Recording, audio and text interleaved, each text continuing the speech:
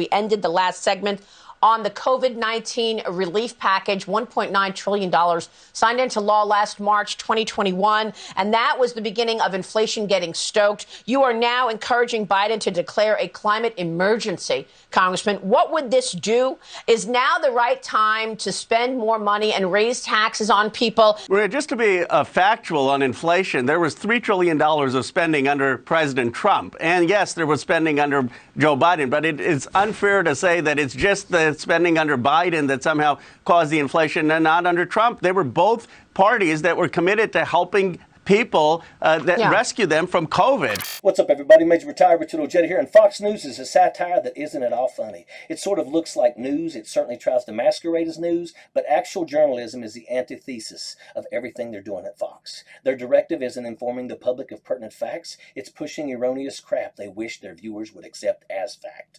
9.1% is the last reading. So we're up to 9.1%, Congressman, with all of this spending.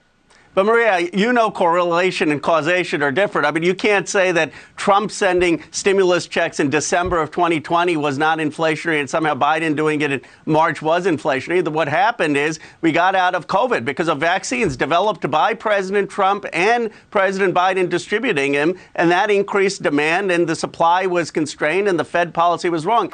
Instead of being led by facts towards a conclusion, Fox starts with a conclusion, one that will support the agenda of the billionaire business elites who write their checks. Then they concoct a collection of lies, silly graphics, pie charts, and little emotional snits on the part of the overacting stooges who play news anchors.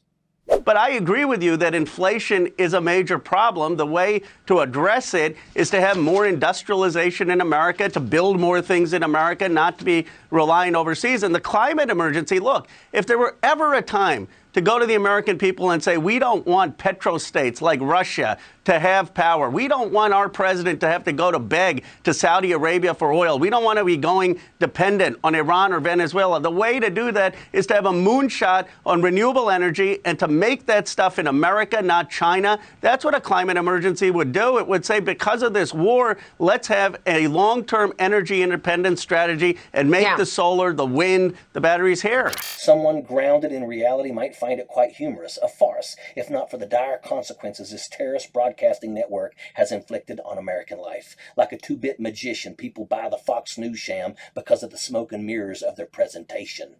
In the world of media, lipstick on a pig is sometimes effective. Fox takes that completely unrelated statistics, irrelevant opinions, and logically inconsistent conclusions, but because they dress it with the guise of something appearing remotely intellectually honest, it's enough to win over those prone to base visceral persuasion.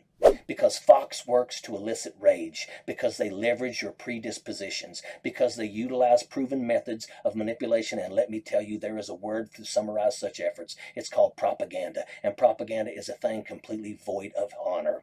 Propaganda is knowingly manipulating information to persuade a population contrary to the facts, contrary to their best interests, and strictly to the advantage of the personal gain of the manipulators pushing the propaganda.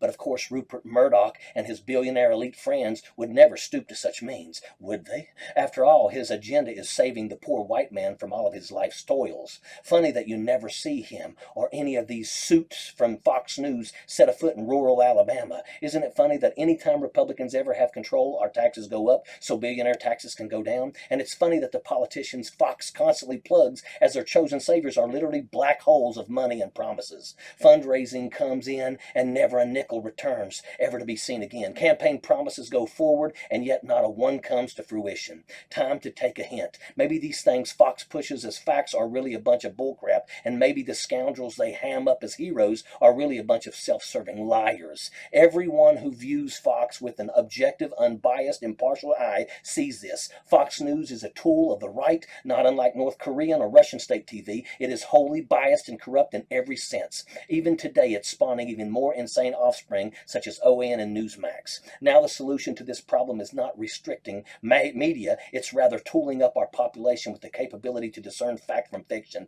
We'll all be in a happier place when Fox, ON, and Newsmax fail because they can find no audience for their lies and partisan hornblowing. And that is a larger challenge than it seems on face value, because it's a challenge for each and every one of us. A challenge to analyze the merit of arguments intellectually, not emotionally. These far-right networks know the psychology at work here, and they carefully leverage it as much as they can to their advantage. We need a revolution amongst our entire population such that we are no longer corruptible, no matter how devious the con might be. And that's a fact. Sappers clear the way, airborne all the way.